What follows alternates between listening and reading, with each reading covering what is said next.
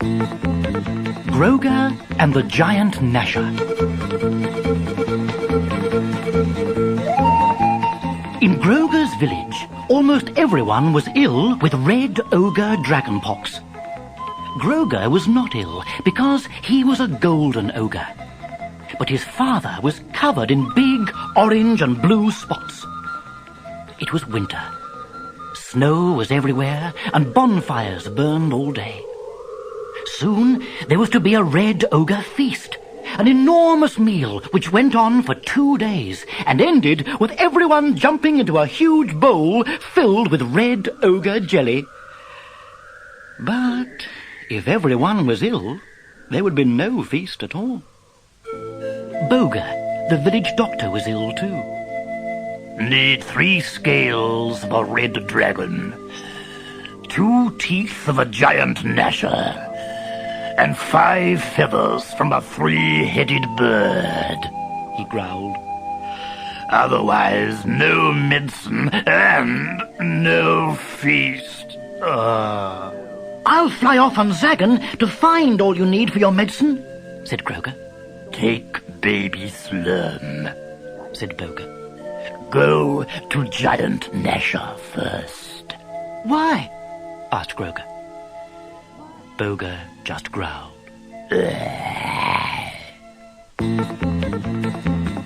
Later that day, Zagan, the baby Slurm, and Grogre were flying high above the purple peaks where the giant Nashers lived. Red and green dust clouds puffed up from holes in the rock. That, my boy, is from the giant Nashers, explained Zagan. They grind the rocks to dust and blow it out through the holes. Zagan landed on a ledge of icy rock. Grogre and the Slurm climbed off him. Now listen, whispered Zagan. The Nashers crunch and munch their way through rock very quickly, but you can hear them coming. Just then, Grogre heard a distant sound. It grew and grew into a thunder of chomping jaws. The rock wall burst apart. An enormous mouth with huge, dirty teeth and a furry pink tongue gulped the baby Slurm and disappeared again. Don't worry, Grogre. We'll rescue him, said Zagan. Grogre jumped onto his back and they flew down the tunnel the Nasher had made. He was chomping away and running very fast, and they quickly lost sight of him in the darkness. Grogre was thinking about the baby Slurm. He remembered it squeaking so clearly he could almost hear it. But wait, he was hearing it. Zagan and Grogre rushed towards the squeaks, turned a bend, and suddenly saw the Nasher. His eyes were closed, and his huge mouth was squeaking. Nashers certainly don't squeak, said Zagan, peering hard through his spectacles.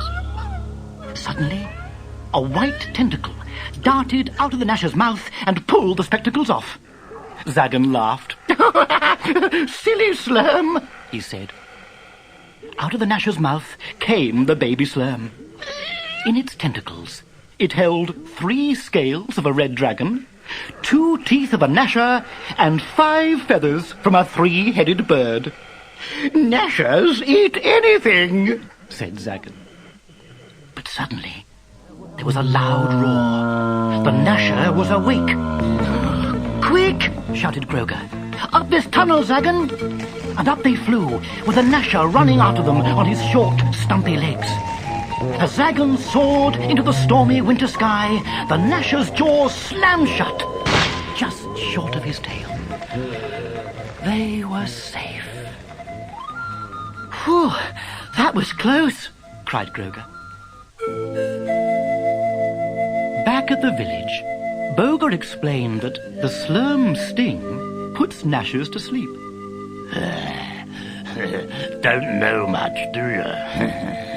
He laughed as he mixed a pot of bubbling, treacly green medicine, enough to cure the whole village. So the red ogres did have their feast. And when the time came for the great jelly jump, it was the baby Slurm, squeaking with joy, who jumped in first.